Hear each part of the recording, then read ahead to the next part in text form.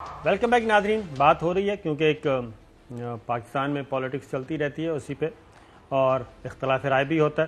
تو صورتحال کیا ہے؟ خرم دستگیر صاحب، احسن اقبال صاحب کا ٹویٹ میں نے آپ کو سنایا. احسن اقبال صاحب نے ایک ٹویٹ کیا، جب دھاندلی زدہ الیکشن سے لائی گئی نااہل حکومت نے ملک کو مکمل طور پہ تباہ کر دیا، تو اب اندرا گاندھی کی طرز کی ایمرجنسی اور نظام کی تبدیلی کی بھنبھناہٹ سنائی دے رہی ہے. ایسی کوئی بھی کوشش ملک کو مزید گہرے اور بڑے بحران میں دھکیل دے گی اور اس کا حشر بھی مشرف کی ایمرجنسی جیسا ہوگا. تو خرم دستگیر صاحب نے اس حذف کو شاید کھولنے کی کوشش کی ہے، ذرا سنائیے. یہ جو احسن اقبال صاحب نے آج ٹویٹ کیا ہے، ایک حکومت کی جو حلیف جماعت ہے قومی اسمبلی میں، اس کے لیڈران گئے ہیں جن کو شاید اندازہ ہے کہ وہ انتخاب تو شاید کبھی نہ جیت سکیں، لیکن اگر کوئی ایمرجنسی لگ جائے تو ان کا برا نکل سکتا ہے. ایک حریف جماعت، جو سب آپ سمجھ ہی گئے ہوں گے کس کی طرف اشارہ کر رہے ہیں. وہ کاف یا جی ڈی اے یا ایم کے ایم، جی ان تینوں میں سے ہی کوئی ہوگا نا. کاف لیگ اور ایم کیو ایم. کاف لیگ کا زیادہ چانسز ہیں کیونکہ کاف لیگ آپ کو پتہ ہے پہلے اقتدار میں رہ چکی ہے. اور دوبارہ سن لیں، ذرا دوبارہ سنائیں جی. یہ جو اقبال صاحب نے آج ٹویٹ کیا ہے، ایک حکومت کی جو حلیف جماعت ہے قومی اسمبلی میں، اس کے لیڈران گئے ہیں جن کو شاید اندازہ ہے کہ وہ انتخاب تو شاید کبھی نہ جیت سکیں، لیکن اگر کوئی ایمرجنسی لگ جائے تو ان کا برا نکل سکتا ہے. کوئی ایمرجنسی لگے تو کچھ نہ کچھ ان کا قرہ نکل سکتا ہے. تو جو صاحب یہ ایمرجنسی اب یہ کیا کدھر لے کے چلے گئے؟ وہ گئے ہیں ایمرجنسی لگوانے. یہ میرا خیال ہے کہ میں آپ کو ذرا چلیں کھل کے بتا دیتا ہوں، یہ شاید اس طرف نہیں جا رہے. یہ اس کو فارن فنڈنگ کیس کے ساتھ منسلک کر رہے ہیں کیونکہ آج الیکشن کمیشن آف پاکستان نے سیکورٹی کمیٹی کی رپورٹ کو خفیہ رکھنے سے معذرت کر لی ہے، مسترد کر دی ہے اپلیکیشن، اور وہ پبلک کرنے لگے ہیں. اب ان کا سارے کا سارا جو نشانہ ہے وہ ہے فارن فنڈنگ کیس پہ. اب وہ یہ کہہ رہے ہیں کہ پرائم منسٹر عمران خان صاحب نے بطور پارٹی چیئرمین جو ڈکلیریشن دیا، جو سائن کیے بیان حلفی پہ، اس کے اکارڈنگلی یہ اکاؤنٹس نہیں ہے سیکورٹی کمیٹی کے بقول ان کے ثابت ہو چکا ہے. تو 2022 صاحب سپریم کورٹ آف پاکستان کے لیے، کل بھی میں نے آپ کو کہا تھا، بڑا امپورٹنٹ ہوگا یہ والا سال، اور اچھی خاصی، کیونکہ ساری لڑائی ادھر لڑی جائے گی. اور یہ آج پھر پاکستان تحریک انصاف گئی ہے اور انہوں نے کہا مسلم لیگ نواز اور پیپلز پارٹی کی سیکورٹی کمیٹی کی رپورٹ لے کے آئیں فارن فنڈنگ کے حوالے سے. انور منصور خان صاحب نے بھی یہ کہا ہے کہ رپورٹ کو ہم ویلکم کرتے ہیں، لیکن اس سے بہت زیادہ غلط فہمیاں پیدا ہو رہی ہیں اور اس رپورٹ کو اپوزیشن جو ہے وہ بہت غلط طریقے سے استعمال کر رہی ہے اپنے مقصد کے لیے. تو یہ اندرا گاندھی کی مثال اس لیے دی جا رہی ہے کہ پرائم منسٹر عمران خان کی کوالیفیکیشن جو ہے وہ نہ چیلنج ہو جائے.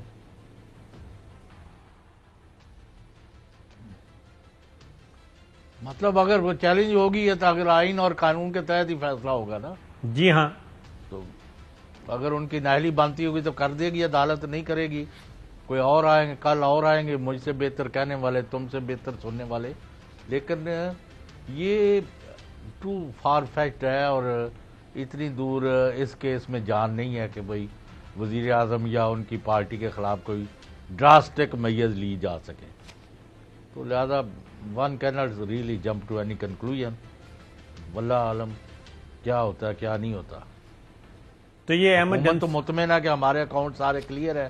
جی، جب وہ آج بھی انہوں نے بیانات دیے، مطمئن ہیں، تو پھر یہ جو کچھ عرصہ پہلے الیکشن کمیشن آف پاکستان کے ساتھ لڑائی شروع ہوئی تھی تو اس وقت بھی ہلکی ہلکی آوازیں آئی تھیں کہ یہ اس کے پیچھے معاملہ یہ ہے. تو اب چیف الیکشن کمشنر کی ملاقات ہونی ہے. آج انہوں نے ملاقات کی اٹارنی جنرل سے اور اٹارنی جنرل کو اپنی ریکوائرمنٹس بھی بتائی ہیں.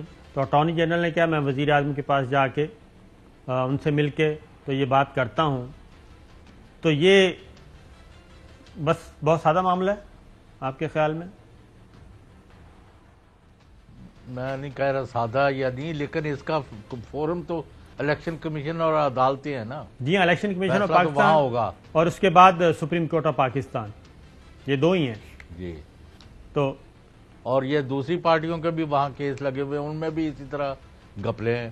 جی وہ گھپلے بالکل، وہ اسی لیے پاکستان تحریک انصاف چاہ رہی ہے نا کہ ان کے بھی آ جائیں اور اس کے بعد پھر ہم مل بیٹھ کے کہیں کہ چلیں اب آ کے ہم یا تو تینوں اس کشتی میں، یہ کشتی ڈوبنے والی ہے جو تینوں اس میں سوار ہو جائیں گے، یا پھر لیجسلیشن کر لی جائے، قانون تبدیل کر لیا جائے، فارن فنڈنگ کی آگے پھر وضاحت کر دی جائے کہ کون سی ممنوع ہے اور کون سی غیر ممنوع ہے. تو اس پہ اسی لیے وہ کہہ رہے ہیں پیپلز پارٹی اور مسلم لیگ نواز کے جلدی جلدی سیکورٹی کمیٹی اپنا کام مکمل کرے. ایمرجنسی کا آئیڈیا چوہے صاحب کون دے رہا ہے؟ جی چوہے صاحب، چوہے صاحب جی، ایمرجنسی کا آئیڈیا کون دے رہا ہے؟ ایمرجنسی کا آئیڈیا تو ویسے ہی پہلے سچویشن موجود ہے نا انڈیا میں، جو واقعات ہوئے اور اندرا گاندھی کو ڈسکوالیفائی کیا گیا تو پھر انہوں نے ایمرجنسی لگا کے الیکشن جو ہے وہ ملتوی کر دیے اور کافی غدر مچا.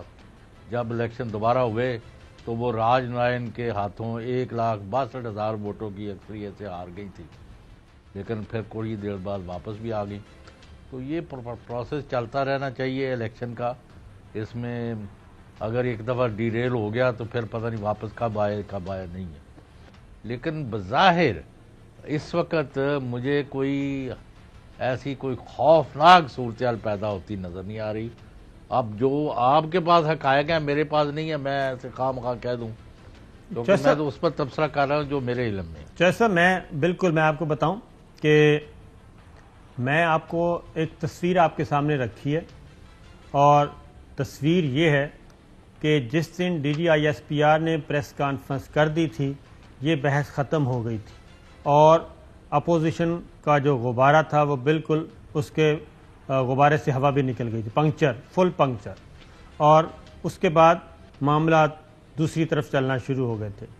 لیکن اس بحث کو وزراء کی طرف سے ختم نہ کرنا اور اس بحث کو دوبارہ شروع کرنا، یہ میرے لیے الارمنگ ہے. یہ میں کو خبر نہیں دے رہا، یہ الارمنگ سچویشن ہے. یہ کوئی ایسے لگ رہا ہے کہ جیسے توجہ دوسری جانب ہٹائیں، اصل حقائق وہ پیچھے رہنے دیں اور ایک نئی بحث کو شروع کر دیا جائے. آ بیل مجھے مار. تو آپ کے مطلب میں جی یعنی یہ خوفزدہ لوگ ہیں؟ مجھے یہی لگ رہا ہے کہ یہ خوفزدہ ہیں، یہ پری ایمپٹیو سٹرائکس چل رہے ہیں سب کچھ. کیونکہ تو یہ ان میں سے جو بھی کوئی ذمہ دار ہے کل یا پرسوں والے شو میں بلائیں اور ان سے کافی تفصیل میں ہم پوچھتے ہیں کہ اب آپ کو کون سا خوف جو ہے وہ یعنی اندر سے کھائے جا رہا ہے، کی روگ لگا ہے. کیونکہ اس کی ریزن ہے چوہے صاحب، جب ایک طرف سے مکمل سپورٹ آ جائے تو اس کے بعد پھر یہ ہونا نہیں چاہیے تھا. لیکن لگتا ہے کہ ہڈن میں کچھ اور کوکنگ چل رہی ہے، اور اس کوکنگ سے پتہ نہیں کون واقف ہے اور کون نہیں. مجھے تو لگتا ہے سارے ہی واقف ہوں گے، کیونکہ یہ پاسبل نہیں ہے کہ اسٹیٹ افیئر سے اسٹیٹ انسٹیٹیوشن جو ہیں وہ اتنے ہی غافل ہوں کہ ان کو پتہ ہی نہ چلے کہ کون کیا موو کر رہا ہے اور کون کیا سوچ رہا ہے اور کون اپنی خواہش کو کس طریقے سے پورے کرنے کی تیاری کر رہا ہے. یہ ساری چیزیں چل رہی ہیں.